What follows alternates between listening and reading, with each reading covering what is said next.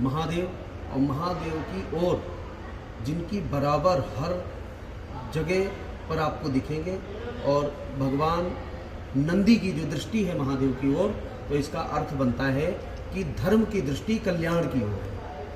धर्म की दृष्टि कल्याण की ओर है।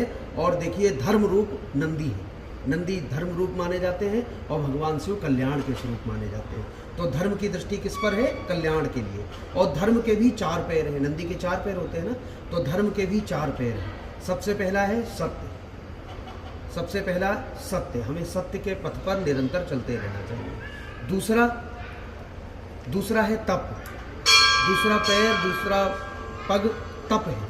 और तीसरा है पवित्रता, और चौथा है दया। तो इन चारों पैरों के साथ में नंदी भगवान अपनी दृष्टि निरंतर भगवान शिव की ओर लगाए हुए हैं, कल्याण की ओर लगाए हुए हैं। इसलिए हमें धर्म के पथ पर और इन 4 तत्वों को धारण करने की चेष्टा करनी चाहिए। सत्य, तप, पवित्रता और दया। पवित्रता मतलब जब हम भगवान के पास जाएं, जब कल्याण की कामना, शरीर को, मन को, वाणी को कल्याण की कामना के लिए जाएं, तो शरीर का एक एक अंग, एक एक वस्त्र शुद्ध होना चाहिए और दया की भावना होना चाहिए। कैसी भी दया कर सको, दया पानी पिलाने के लिए भी दया ही मानी जाती है। भोजन कराने, क्षुधा की तृप्ति कराने वाले को भी दया कहा जाता है। किसी को गंगा स्नान जबरदस्ती करवाने पर भी दया कहा जाता है। तो दया के कई स्वरूप हैं, दया के 16 स्वरूप हैं। 16 स्वरूपों से दया होती है।